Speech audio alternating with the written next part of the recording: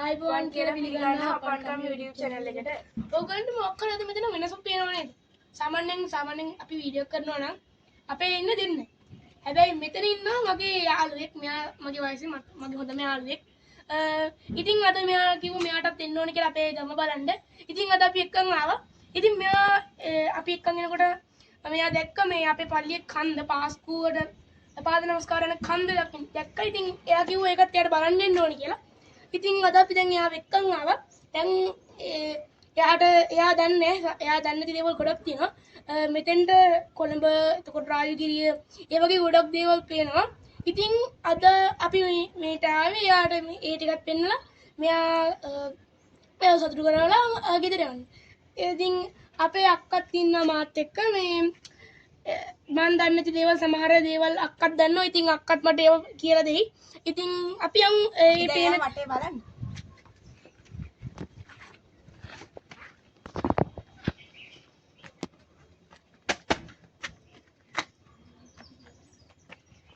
මේ ඔයගොල්ලන්ට පේනවා ඇති දැන් මෙතන තියෙන්නේ සාමාන්‍යයෙන් පායන කාලේට අපි මෙතන තියෙන්නේ නිකන් වතුර නැති නිකන් වලක් වගේ තියෙන්නේ. හැබැයි වහින කාලේට මේක ස්වභාවික පොකුණක් විදිහට වෙනස් වෙනවා. හරිම ලස්සන. මේකේ සාරි ගප්පි වගේ ලස්සන චූටි මාළු ඉන්නවා. සමහර උදේ වෙලාවට නෙළුම් මල් පිපෙනවා. ගෙම්බොත් ඉන්නවනේ. ඔව් ගෙම්බොත් ඉන්නවා. මට අපි දකින්න නැති වුණාට අපේ යාළුවෝ දැකලා අපිට පෙන්නුවා. ඉතින් දැන් ඔයගොල්ලන්ට පේනවා ඇති මගේ පිටිපස්සෙන් නෙමෙයි මගේ ඉස්සරහින් තියෙනවා රජයට අයිති ලස්සන භූමි ප්‍රදේශයක්. ඇත්තට මේක භූමි ප්‍රදේශයක් නෙමෙයි. මේක ලස්සන කැලෑවක්. මේක තාම වන විනාශයට ලක් වෙලාවත් කිසිදු හානියකට ලක් වෙලාවත් නැහැ. හරිද?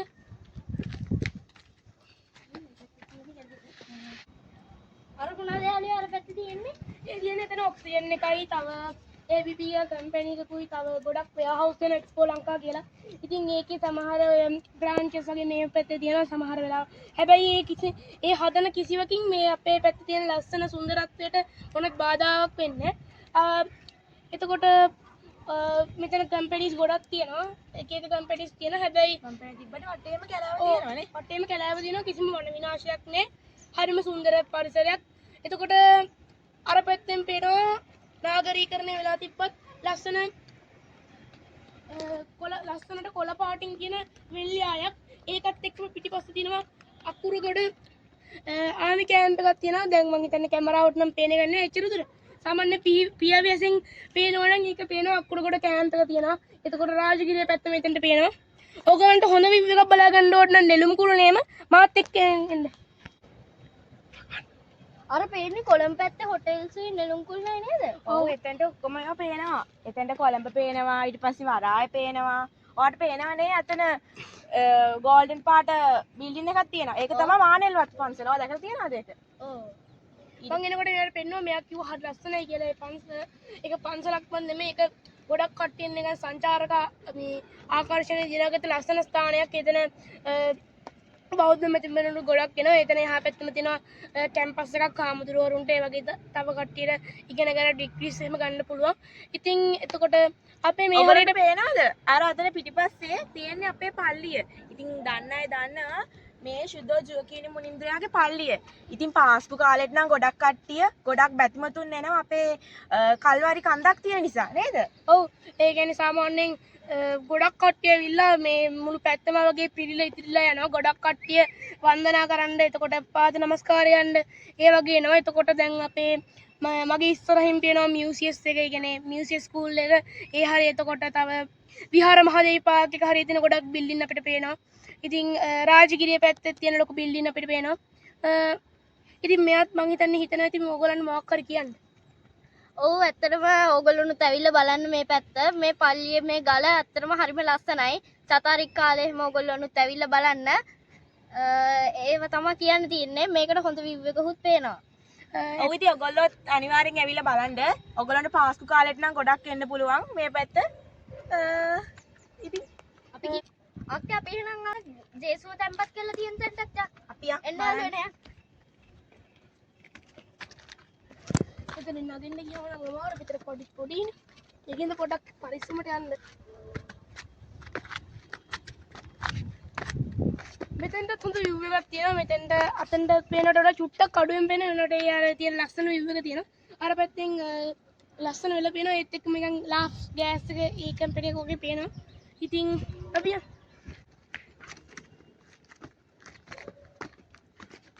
පරිස්සමට යන්න දැන් මේ දවස් ටිකේ වැහැලා තියෙන හින්දා මේ ගල් වල පාසෙ වැදලා ඒවල ස්පන් දීලා තියෙනවා. ඉතින් මෙතන කන්දෙත් නම් හරිම අවුවයි. ඒ වුණාට මේ ටිකේ වහින නිසා චුට්ටක් විස්සනවා නේද? ඔව් දැන් පායන හින්දා තව ටික දවසකින් මේක වෙයිලා යයි නේද? මේ තියෙන තල් ලක්ෂිත වනාන්තරේ නේද? ඔයගොල්ලන්ට දැන් ළඟට පාන්න පුළුවන් මේක ඉන්නවා. පුංචි සත්තු. ඔය ඉට්ටේවෝ තාලගොයි කබරයෝ හඳුන්දිය වගේ පොඩි දිවියෝ ඉන්නවා. ඉතින් හරි ලස්සන සත්ත්වයක්. භයානක වුණාට හරිම ලස්සනයි.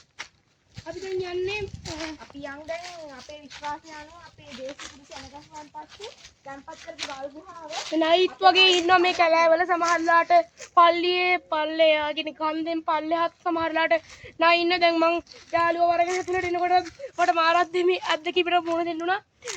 ගේට්ටුව අරනවත් එක්කම ගේට්ටුවේ ඉදිරිය හිටපු සර්පෙක් එකපාරට බිමට පැනලා ගියා. ඉතින් මං කෑ ගැහුවා. සමහර කට්ටිය hina දුන්නත් එක්ක ඉතින් කමන්නේ මගේ යාළුවට පෙන්නන්න ඕන හින්දා ඉතින් මං යනවා. යාළුවනේ මේ ඉන්නේ හේවායින් නේද? ඔව් හැබැයි දැන් උගන්ට පේන ඉතින් එයාගේ එකක් විතරයි දෙන්නේ සමහර. ඉතින් සමහරලාට මේ සත්තු එහෙම එන්නේ ඇවිල්ලා එතකොට තව එක එක හේතු නිසා මේකට කැඩිලා තියෙනවා. ඉතින් මේ තියෙන්නේ ලස්සන මෙතන හරි ලස්සනයි. අපි එළියට ගිහලා බලමු.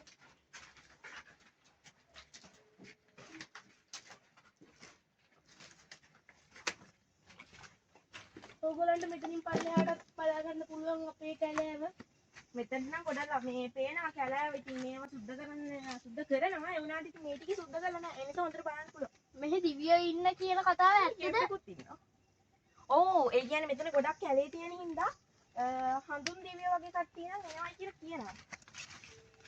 ඒක කතාවද නැත්නම් කට්ටිය ඇත්තටම දැකලා ඇත්තටම තියෙනවද? දැකලා තියෙනවා. මට මතකයි මං චූටි කාලේ කියනවා නරිත් ඉන්නවා කියලා. බලාගෙන සක්කුන් තරහින්ම තියෙන මේ බලාගෙන පත්තු වෙනවා.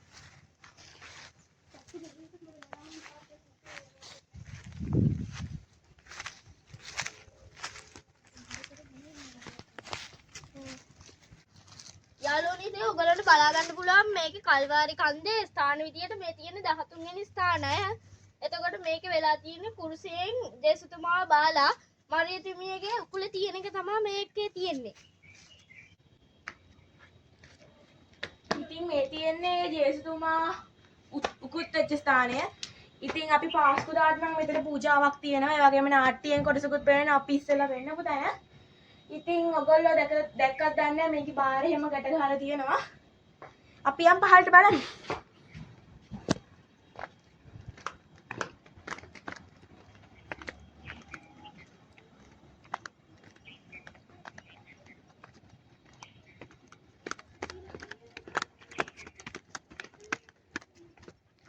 ඉතින් යාළුවනේ මෙතන තමයි අපේ අර කිව්ව ඩ්‍රාමා එක කරන්නේ. මේක තමයි තැන.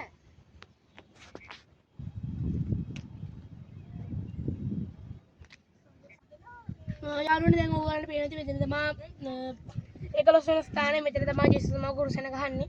ඉතින් ඕගොල්ලන්ට පේන ඉතින් මෙතන කැලෑ වෙලා වගේ වුණාට පාස්කු සමය එනකොට මෙතන නිකන් ලස්සන දිවි ලෝකයක් මේ ඔක්කොම සුද්ධ කරන අපේ ගමේ ඉන්න කතෝලික ජනතාව එතකොට බෞද්ධ ජනතාවත් එක දෙලා ලස්සන මේවා සුද්ධ කරනවා.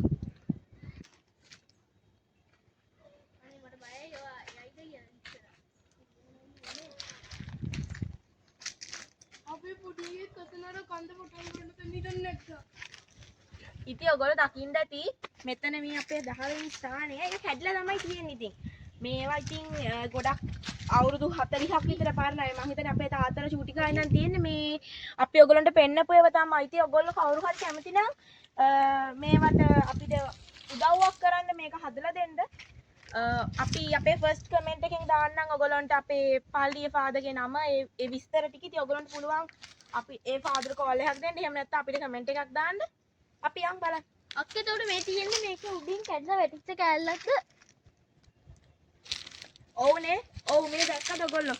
ඒක උඩින් වැටිච්ච කෑල්ලක් තමයි තියෙන්නේ. අර උඩ ටික මෙතනින් කියලා දැන් ඒ ගහකුත් ඇවිලා.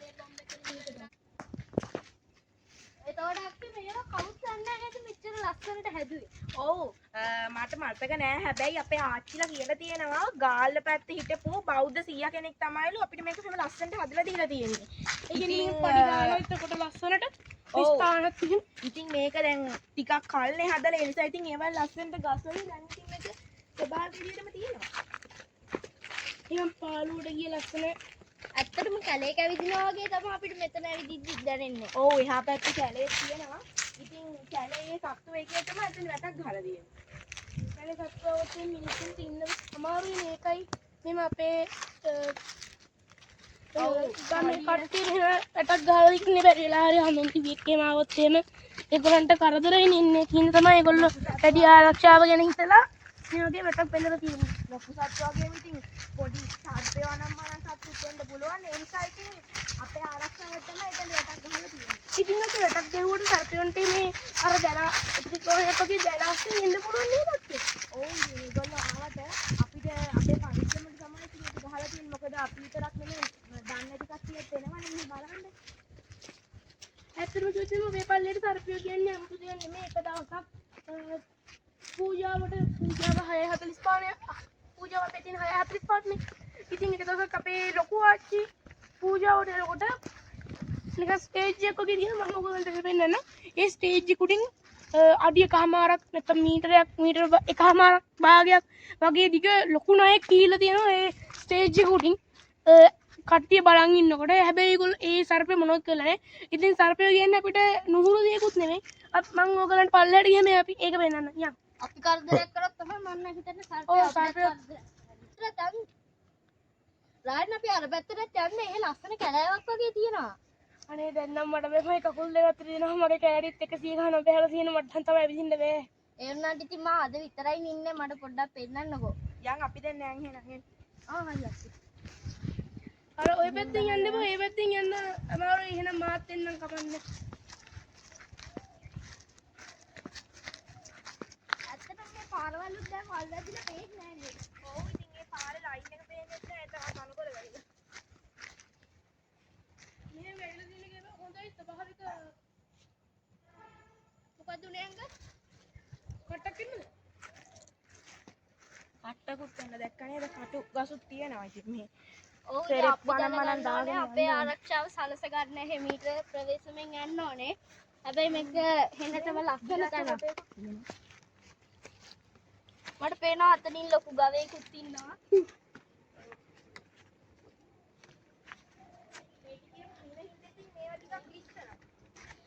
මම යාළුවනේ මෙතන නැවතින මට තව නම් හොඳට යන්න බැහැ. ඔයගොල්ලන්ට පේනව නේද? මේක කෙනා හරිම ලස්සනයි. මෙතන නම් කැලයක් ඇතුළට ගිහිල්ලා ඉන්නවා වගේ මෙතනට ආවම නම්. ඇත්තටම ඉතින් ඔයගොල්ලන්ට පේනවා නම් අර පැත්ත ලොකු ගලුත් තියෙනවා. අපි ඔය උඩ කන්දෙන් තමයි දැන් බහගෙන ආවේ.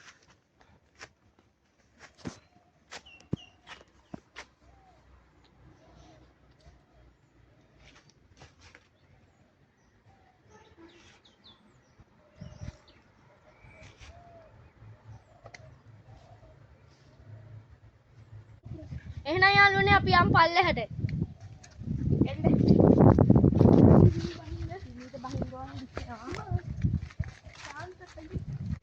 ඔන්න ඉතින් ඔයගොල්ලෝ අර පැත්ත බලන්න. ඒ පැත්ත තියෙනවා අපේ පල්ලියේ කනත්. ඉතින් අපේ මුදුත් මිත්තන්න වලලා තියෙන ඒකේ තමයි.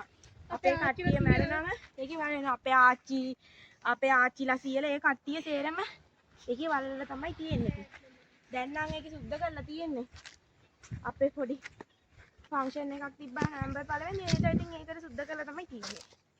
නැත්නම් ඒකත් වල් වැදිලා තිබ්බයක්. ඔව් නැත්තම් ඒකෙත් ගස් රැවෙනවා. මෙතන කැලෑ වෙන කොහොමද ඉතින් හැමතිස්සෙම තනකොළ අනම්මන ගස් රැවෙනවා. ඔයගොල්ලන්ට අපි නිකන් අපේ ස්ථාන ටික පෙන්නන්න. ඔයගොල්ලෝ නිකන් බලන්නකො. බලාගෙන ගස්වල කටු යනවා.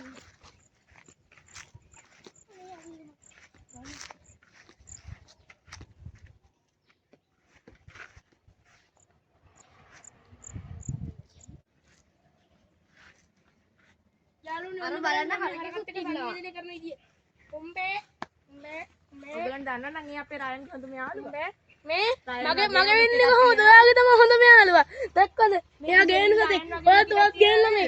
එයා ගේන සතෙක්. ඔයා ගේන ළමෙක් එයා ගේන සතෙක්. ඒ කියන්නේ ඔයගොල්ලෝ දැන් නිවුන්න. එයාටත් වයස 15යි ඔයාටත් වයස 15යි. ඔයා කොහොමද දැන් 15යි කියේ?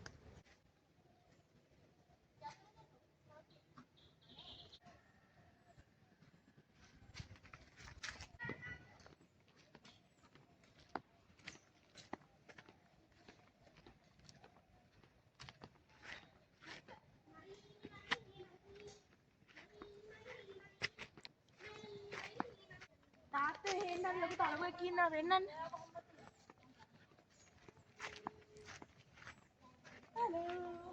අර ඔන්න යාළුවනේ බලන්න ආයෙ මම සංනිවේදනය කරනවා කිය.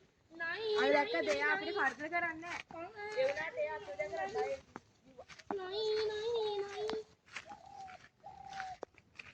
ඇත්තටම යාළුවනේ අපිත් ඒගොල්ලන්ට කරදරයක් කරොත් විතරයි ඒගොල්ලොනුත් අපිට කරදරයක් කරන්නේ. ඇත්තටම කිව්වොත් එහෙම හිටිය අපේ ලොකු අත්තගේ යාළුවෙක් එයාත් වැලුවත් ඉන්න අපේ වත්තේ ඉන්න තලගිරත් එක්ක කයියක් ගහගෙන නැත්නම් වලියක් දාගෙන ඒ වගේ තමයි ඉන්නේ. ඉතින් යාළුවනේ මම ඔයගොල්ලන්ට දැක් කිව්වා නේද ලොකු නයි මේ මෙතන නිකන් ස්ටේජ් එක වඩ උඩින් ගියා කියලා. මේ තමයි ස්ටේජ් එක අපේ ලොකු ආච්චි මෙහෙ ඇවිදන් යනකොට උදාහරණයකට මෙන්න ඇවිදන් යනකොට ඒ උඩින් තමයි ඒ සර්පයා හරි නයා හරි ගිහිල්ලා තියෙන්නේ. අනේ මෙන්න එනවා. දුව. එහෙම කරන්න එපා ඉතින් බය කරන්න. ඉතින් යාළුවනේ ඇත්තටම මේක හොඳ පරිසරයක්. මේ වගේ තැනකට ඔයගොල්ලෝ අනිවාර්යෙන් එන්න ඕනේ. මේ එක්ස්පීරියන්ස් එක ගන්න ඉතින් මෙතෙන්ට එන්න ඕනේ. මේ එක්ස්පීරියන්ස් එක ගන්න මෙතෙන්ට එන්න ඕනේ. ඉතින් ඕගොල්ලන්ට පාරවල් අමුදින් කියන්න ඕනේ Google Maps වලට ගිහිල්ලා සෙන්ට් ජෝකිම්ස් චර්ච් බාර්මි කියලා ගැහුවාම නිකන් එනවා. ඩිරෙක්ෂන්ස් එකම ඉතින් ඔයගොල්ලෝ එකෙන් අපේ පල්ලිය සර්ච් කරලා බලන්න එන්න. නැත්තම් තෙල් එක ගාව සපෝස් කන්ද තෙල් පිටිපහදුව ගාව කිව්වහම එතන බෝඩ් එක ගහලා දෙනවා කල්වාරි පුදුම කියලා. ඉතින් ඒක බලාගෙන තෝරන්න ඕගොල්ලන්ට එන්න පුළුවන්. හරි ඉතින් ඔන්න අපි මේ වගේ වීඩියෝ එකක් ආයේ ඔයගොල්ලෝට අරන් එන්නම්. මේක දැන් අපි පොඩි බ්ලොග් එකක් වගේ කරේ. ඉතින් අපි තවත් දවසක අපේ යාළුවගේ අම්මලා තාත්තලා අක්කලාත් එක්ක ඇවිල්ලා ඕගොල්ලන්ට ආයි පාරක් මේ පල්ලිය ගැන වැඩි විස්තර ඕගොල්ලන්ට කියන්න. ඉතින් අදට සම ගන්නවා බයි. සබ්ස්ක්‍රයිබ් කරන්න, ලයික් කරන්න, ෂෙයා කරන්න. ඕගොල්ලෝ දන්න යාළුවොත් එක්ක මේක ෂෙයා කරන්න. බයි. බයි.